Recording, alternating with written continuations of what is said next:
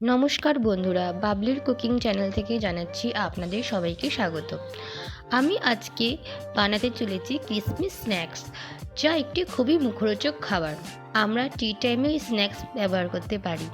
খুবই খাস্তা রেসিপি, বাড়িতে গেস্ট আসলেও অনায়াসে চটপট বানিয়ে ফেলতে পারেন।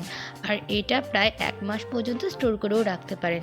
জাস্ট যখন খাবেন একটু গরম করে নিলেই হবে। খুব চটপটে এটা বানানো হয়ে যায় এবং আর খেতেও খুব ভালো লাগে।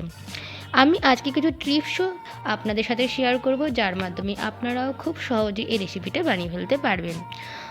আপনারা প্লিজ আমার পুরো রেসিপিটা দেখবেন। আর আমার নতুন চ্যানেলে আপনাদের সাপোর্ট খুবই দরকার। আপনারা আমার পাশে থাকলে আমি আরও নতুন নতুন রেসিপি নিয়ে আসবো শুধুমাত্র আপনাদের জন্য। আমার সব রেসিপিতেই আমি চেষ্টা করি কত চটপটে সুস্বাদু রান্না করা যায়, যা আপনাদের খুবই হেল্পফুল হবে। চলুন তাহলে এবার রেসিপিটা শুরু করা যাক।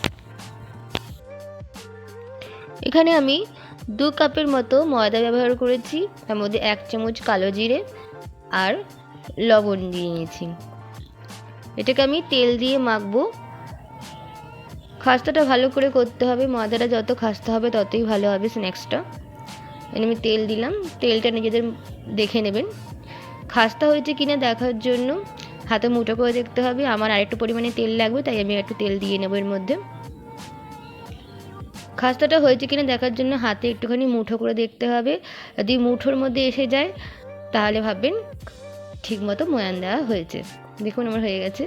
এবার আমি এটাকে মেখে নেব। অল্প অল্প জল দিয়ে মাখবেন, বেশি জল দেবেন না, টাইট করেই মাখতে হবে এটা।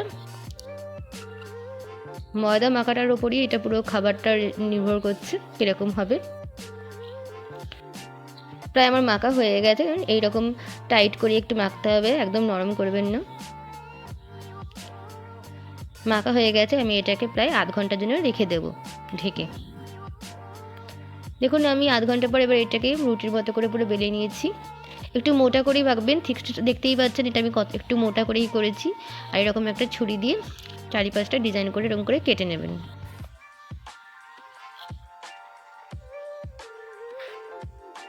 ডিজাইনটা বানানো খুবই ইজি। দেখুন চারিপাশটাকে এরকমকে আন্দাজ মতো করে করে কেটে নিতে হবে। খুব ঝটপট বানানো হয়ে যায় এটা, আর খেতেও খুব ভালো লাগে। দেখুন আমি কীভাবে করছি। এবার আমি এগুলোকে এরকম ঘুরিয়ে ঘুরিয়ে স্প্রিংয়ের মতো করে নেব। দেখুন কিছু একটা ডিজাইনের শেপ হয়েছে। এটা হাত দিয়ে লাস্টে চেপে দেবেন ভালো করে, যাতে খুলে না যায়। এমনি করে আমি সব কটা করবো। দেখুন আমি আর একটা করে দেখাচ্ছি। এখানে খুব ঝটপট হয়ে যায় এটা বানাতে গেলে, বেশি টাইমও লাগে না। আর ডিজাইনটাও কত সুন্দর লাগছে।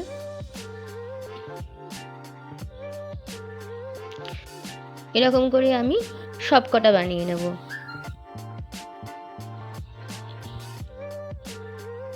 দেখুন আমার প্রায় বানানো হয়ে গেছে সব কটা।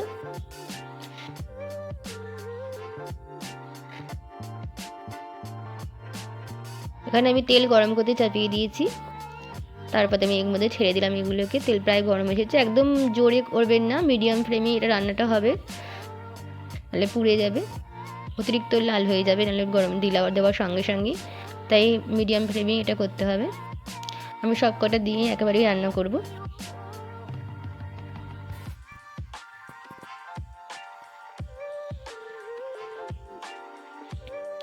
হালকা ব্রাউন আমি করব এটাকে।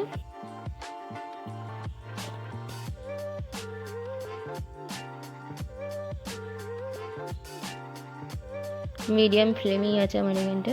হালকা হাতে নাড়িয়ে চাড়িয়ে নেব। যেদিকটা বেশি লাল হয়েছে একটু ঘুরিয়ে ঘুরিয়ে নেব। দিয়ে আমি সব কটাকে ভেজে নিচ্ছি। এক পাশটা প্রায় হয়ে এসেছে, আর এক পাশটা ঘুরিয়ে নিচ্ছি।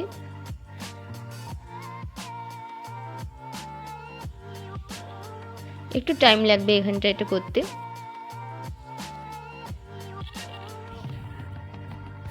তাহলে পুরো ভিতর পর্যন্ত রান্নাটা হবে।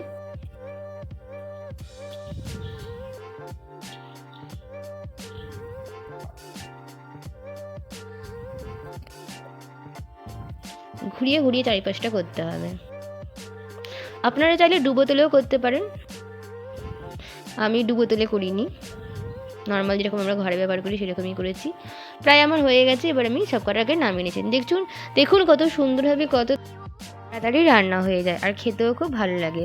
আর এটা গরম গরম খেলেই বেশি ভালো লাগবে। এটা সসের সাথে বা আপনারা চায়ের সাথে খেতে পারেন, যার যেরকম পছন্দ সেরকমভাবে এটাকে ইউজ করতে পারেন।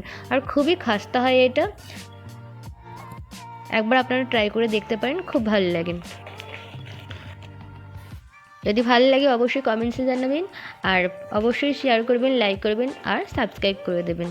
আর পাশে থাকা বেল আইকনটাও প্রেস করে দেবেন, যাতে আমি আরও নতুন নতুন রেসিপি নিয়ে আসলে নোটিফিকেশানটা পৌঁছে যায়।